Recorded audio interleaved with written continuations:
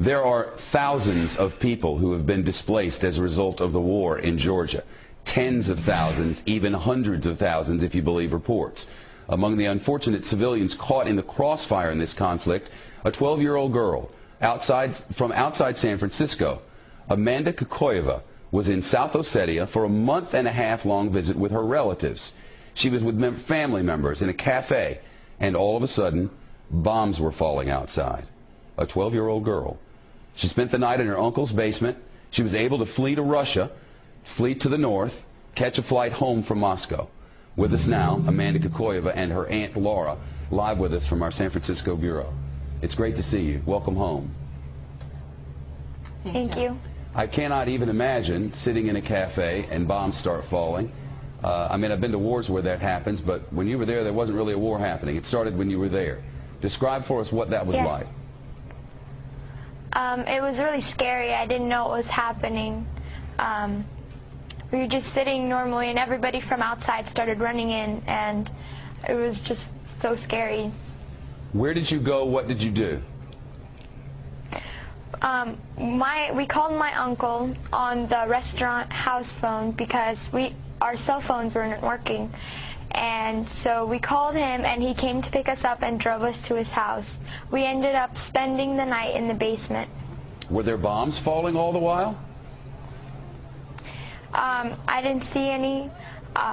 But before I say anything else, I just want to say that I was running from Georgian troops bombing our city, not Russian troops. I want to say thank you to the Russian troops that were helping us out.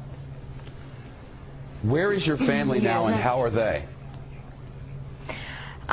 Some of my cousins, aunts, and uncles are in North Ossetia right now, and they are safe.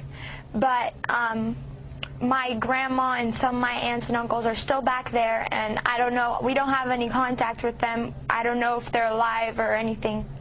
Wow, I know your aunt is with you. This I cannot even imagine. I mean, seeing a 12-year-old go through all of this, it must have been horrifying. Yeah, it was horrifying for all of us, and main thing I wanted to say on the television, I want you to know to whom to blame on this conflict. That's Mr. Saakashvili, who started this war, and Mr. Saakashvili, who is aggressor, and who in 2 days my people, Ossetian people, were killed and were under-bombed, and 2,000 people were killed in 1 day. And that's what I am against. I would never cut you off. Unfortunately, a commercial break will take us there in 4 seconds, whether we like it or not. I'll bring you back after the commercial. You don't want to hear that. I'll be right back with you. Thank you. Stay by. Back with us from San Francisco. This program ends in less than a minute, but I want to give you 30 seconds to complete your thought. So go ahead.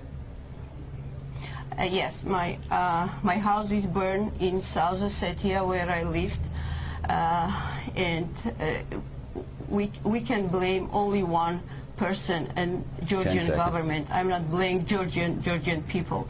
I'm blaming Georgian government, and he has to resign. Well, that's certainly what the Russians want. If I had more time, you would get it, but I have but 5 seconds. Thank you both. The young girl's a hero in San Francisco, and understandably, there are gray areas in war.